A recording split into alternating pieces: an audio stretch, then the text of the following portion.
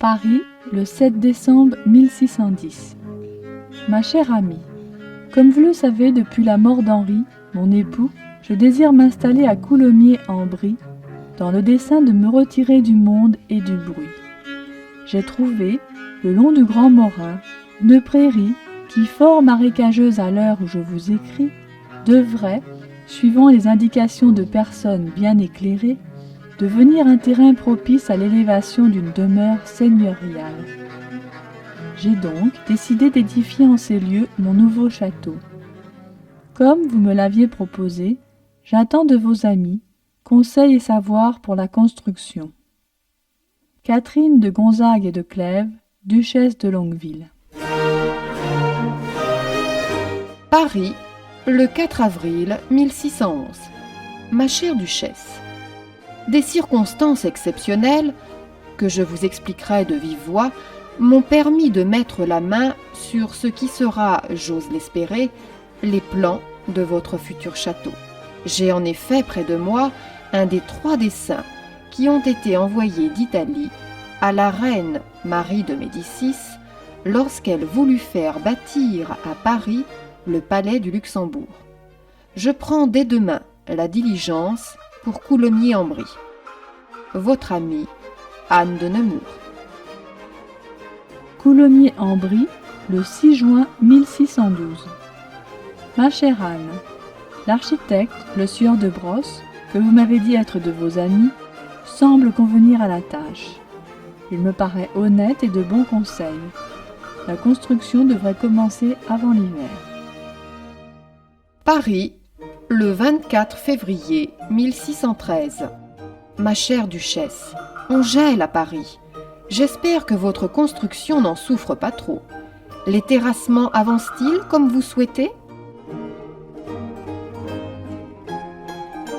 Coulommiers-en-Brie, le 15 mai 1614. Ma chère amie, Monsieur de Brosse m'annonce que nous devons asseoir la construction sur pilotis à cause de l'humidité du terrain. Cela va retarder les travaux et augmenter considérablement le coût. Paris, le 5 juillet 1620. Ma chère duchesse, bientôt 8 longues années et le gros œuvre de votre château se termine seulement. Je ne pensais pas que cela fût si long. À quand le premier bal ?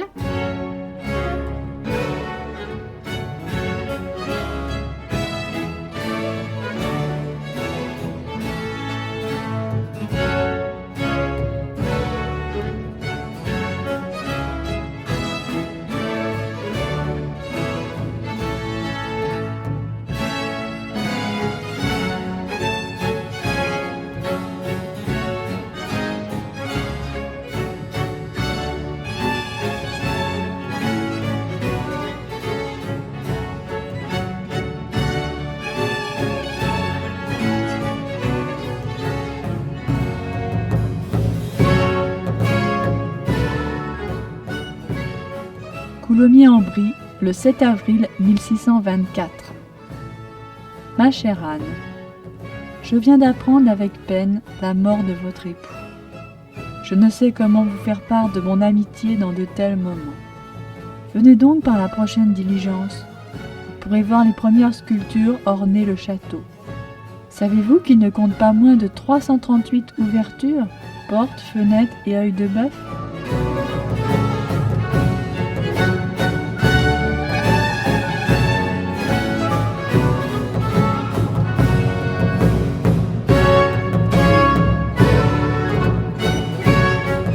Paris, le 10 juin 1624.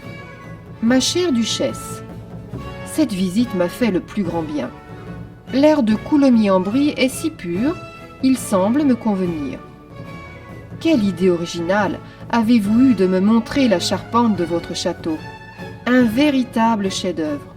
Je ne savais pas que le bois de châtaignier avait une si belle couleur.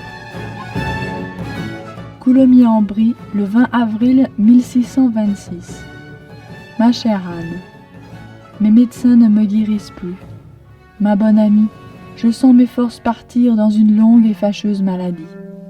Je ne verrai pas mon château terminé. L'œuvre était trop colossale pour moi. et peut-être inutile.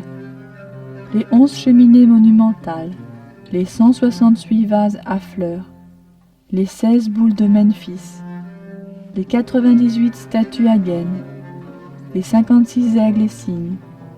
Tout cela ne sera pas pour moi, et pourtant, j'en connais le nombre exact. Adieu, mon ami. Paris, le 1er mai 1626.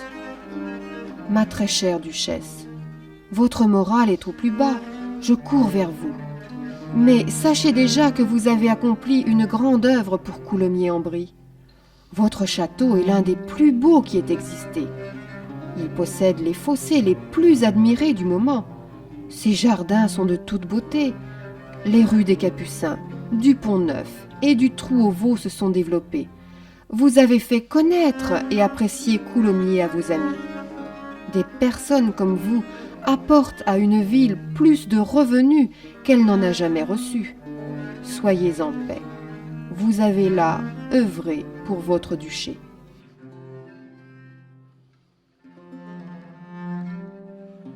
Paris, le 16 août 1626.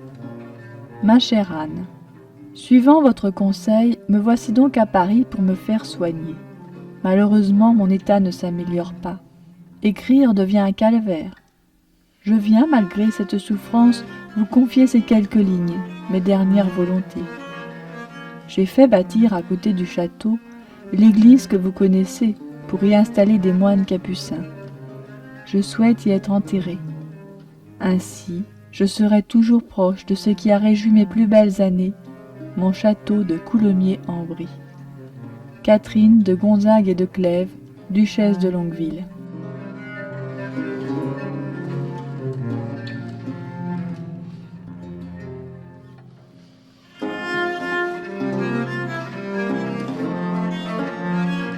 Paris, le 19 décembre 1627.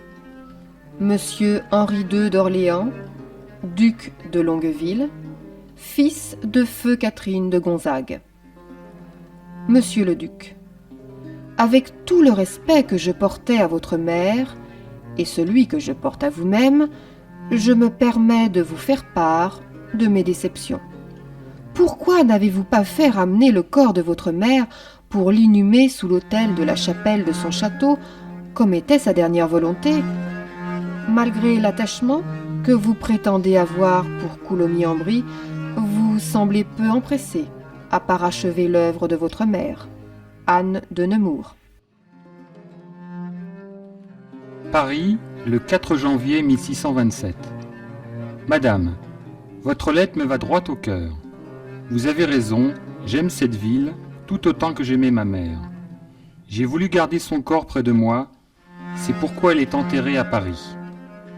Dès le printemps prochain, j'ai l'intention de faire installer les bains dans l'aile droite du château. Mon dessein est celui suivi par ma mère, faire de ce château l'un des plus en vue de France. Les travaux continuèrent et le château vit passer les têtes célèbres de l'époque. Des deuils successifs affligèrent la famille. Les fastes s'estompèrent et le château passa aux mains du duc de Chevreuse, qui fit peu de cas de l'héritage de la duchesse de Longueville.